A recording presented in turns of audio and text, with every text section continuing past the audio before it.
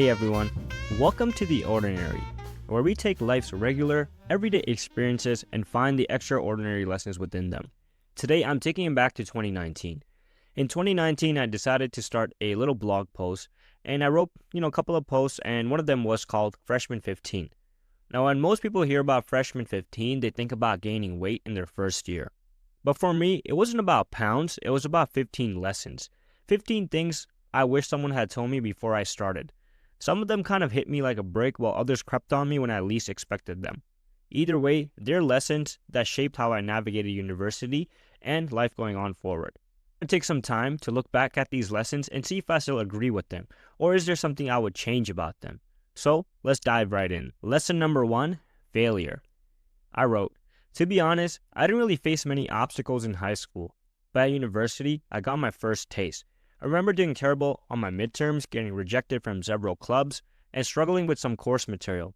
In those moments, I could have let that affect me and prevent me from progressing, or I could simply get over it. I chose the latter and decided to work smarter, and everything was a-okay. Obviously, university was not the first time or the last time I would face failure. Even when you continue university and you go on and you apply for co-ops or you apply for your first full-time job, you're going to get rejected. Failure is part of life. If you try to avoid failure, you're just going to try to avoid doing things that are out of your comfort zone or trying new things. So have that expectation that failure is going to come, embrace it, and just keep on going forward. Lesson number 2, grades. I have a love-hate relationship with grades. I do think they are important, but at the same time, I don't pay much attention to them. No doubt I would love to get 90s in the courses, but that is not what I use as motivation. By keeping the mindset that I want to study so I can learn more or apply this in real life, helped me get over the dullness of some courses. Turns out, the good grades followed and I saw an improvement in my engagement. Obviously, I still agree with this. After university is done, high school is done, all that matters is your ability to pick up new things and learn things on the go.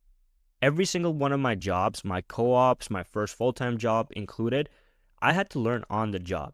If you're not going to learn how to learn in university, I think you're going to have a problem then. Lesson number 3, seek help.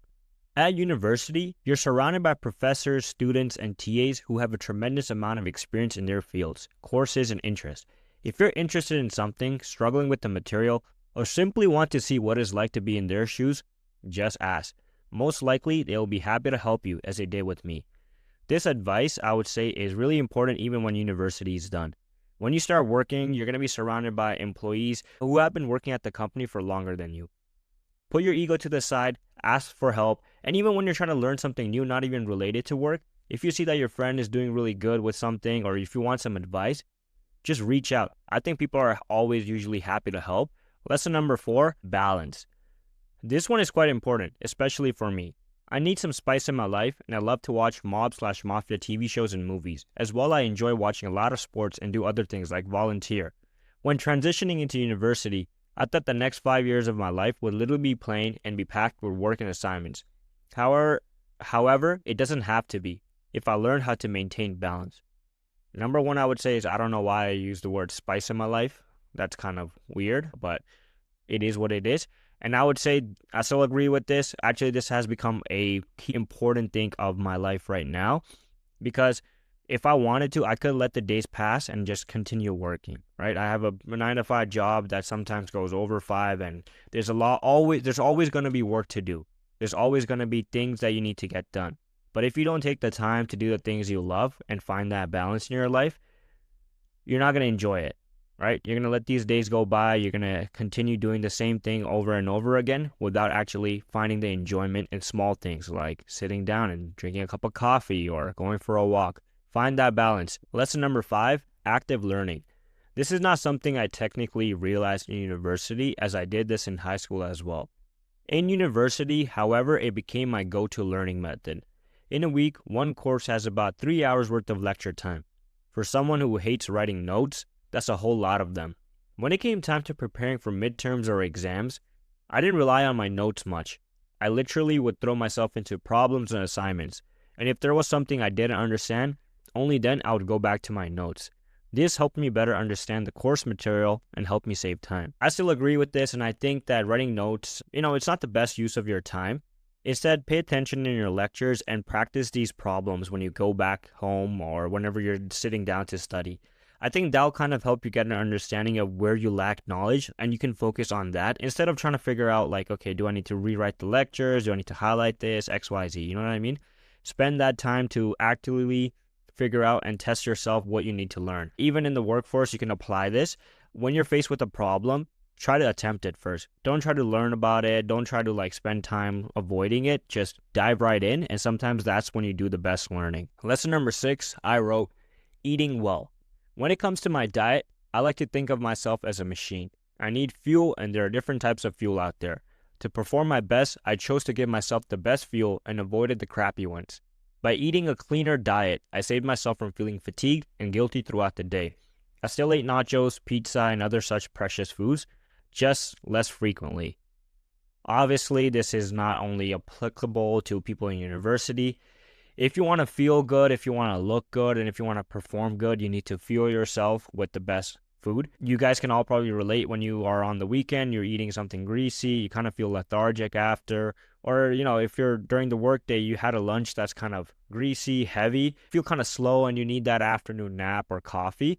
So I think like eat good, feel good, do good. Simple. Lesson number 7, exercising. There are tons of benefits to exercising, and you don't need me to prove them to you. But as a student, I use exercise like playing basketball or working out to help me with my academics and mental health. Before midterms and exams, I like to play basketball or do some form of exercise to help me calm down and get my mind off school. This helped me go into these situations more focused and stress-free. Similar to like the last one, exercising is going to be essential for the rest of your life. Everyone, talks about finance and talks about the term compound interest, right? And one thing about compound interest is the more time you have, the better. Similarly, with your health and exercise, the earlier you start, the more beneficial it's going to be for you in the long run. Instead of trying to put exercise to the side, because I saw a couple of students, they're like, okay, this is my time to focus on my studies and I'll worry about my health later. They would not take the time to go for even a small little walk because like, oh, I got to spend some time in the library instead. You're gonna realize all of that when it catches up to you later. Instead, spend this time right now to develop these habits and kind of compound your health like you would do with money. Does that make sense? Lesson number 8, visual learner. As an accounting and financial management student, I need to understand and know my processes and systems. To help me better understand and digest these systems, I created visual flowcharts and diagrams of the concept. Well, I think this kind of goes by the type of person you are. I'm an individual that likes learning things visually, and it helps me when I see what I'm learning in front of me. But having that process and like that flowchart and visualizing it kind of helped me digest things better. But obviously this goes by preference. If you learn some other way, then that's up to you. But the number one learning method to this day is obviously active learning, which was lesson number 5. Lesson number 9, finding experts. Everyone is good at something, and I know that there are some things that I'm not good at, also known as stats. So I decided to find people who were better and more comfortable with it and use their help to understand the material. This helped me understand the concept in a simple and quick way. Find the people around you that are good at things that you want to learn, and put your ego to the side. This is kind of similar to seek help, so I don't know why I wrote it 2 times, but I guess that kind of emphasizes how important it is, right? Even when you're out of university, out of work, and even in life, like let's say you want to learn how to make bread. If you know someone that has a really good sourdough starter, reach out to them and just ask them like, hey, how did you get started on that? I think a lot of time people are afraid to ask for help because they kind of see it as a form of weakness. But no, sometimes it's just fun asking questions and learning about people's experiences. I think maybe that's why I started this podcast, but that's what I love about finding experts and learning from their experience. It saves so much time. Lesson number 10, teach to learn. This point kind of relates to my previous one, as when I returned the favor, I was developing a better understanding of it. I knew that I really knew a topic if I could comfortably explain it and teach it to someone else. Sometimes I used my younger sister, who's in grade 9, and I did my best to explain to her first-year finance concepts. Obviously, this is pretty much common sense. You can know when someone's lying to their teeth or they're not sure about what they're talking about when they're not able to hold a conversation about a simple topic or not able to get their point across and they're unable to explain it. If you can take your university lecture and simplify it, dumb it down, and teach it to someone who has no idea about what you're learning, then you kind of know that you have a pretty good understanding of it. Unless you are really good at sounding smart, which some people are. But I think this lesson will help you, and try to use this for the rest of the things in your life as well when you're learning something new, especially in the workforce. Lesson number 11, saving money. University is expensive, and like most students, my pockets are tight. I became more thoughtful when it came to my spending and even budgeted my expenses. For example, after purchasing coffee from the fancy university cafes, I switched to Timmy's. Even then, spending $1.80 on a medium black seemed unreasonable, so I decided to make my own coffee from home or save my coffee budget for extreme cases only. Well, this is kind of funny because I thought coffee back then was expensive and saving $1.80 was going to make a big difference. We can go later into psychology of money, but I think instead of focusing on the small expenses like I did back then, focus on the bigger expenses. I could have done a better job about not eating out on Fridays, or commuting a little bit more to save money. That's the one change I would say is, like, many times when we talk about saving money, we always focus on the 1% changes, which is like, oh, I'm going to stop drinking my coffee. Focus on the big expenses, not the little ones. So I think younger Jalp kind of had a good idea, but he was just focusing on the wrong things. Lesson number 12, place for everyone. The first thing I noticed on campus was that there's a place for everyone. No matter what your hobbies or passions are, there's a club or a group of people like you. Find them, connect with them, and become better with them. This was kind of cute for me to write, but I kind of agree with this.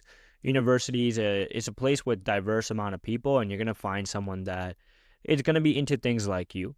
And one thing I would say is that it's hard to get that kind of experience later on in life. When you're done school, especially like me, I'm working from home. I'm not meeting new people, and your coworkers are a group of maybe 5 to 7, and you're meeting with them on a regular basis. So take advantage of that time. Lesson number 13, a bit by bit. University assignments are difficult and time-consuming. Instead of saving them for the day of or the week of, I started to chop at it bit by bit. I started them early. This allowed me to finish it in advance, compare my answers with my peers, and then hand in the best and most correct version of it. I think having that mindset of like, okay, I'm going to take this big problem and solve it small chunks at a time is going to help you not just in university and life as well. A lot of times problems, they look overwhelming, but if you just attack them small steps at a time. To give you guys a specific example in my life, starting a podcast is a very scary thing. I'm scared doing this right now, but I'm just taking it a day at a day. That didn't even make sense. Taking it a day at a time, right? I struggle with speaking. I struggle with pronouncing things sometimes, but I know over time I'll get better if I just work at it a bit by bit. Lesson number 14, a visual planner. I think I fell in love with Google Calendars, especially the desktop version. I love how it's so crisp and clean and allowed me to schedule and plan my weeks in advance. Also, it gave me space on the same screen to make to-do lists and notes. The ability to color code my lectures, tutorials, study sessions, and more just made me further like the software. So yeah, find a productivity system or a tool that helps you in university. For me, it was Google Calendar just because I had the ability to do everything in one place. I know a lot of people like using Notion. Create a system for yourself. Sometimes I go back and forth from like using Google Calendar to Notion to even sometimes just paper and pen.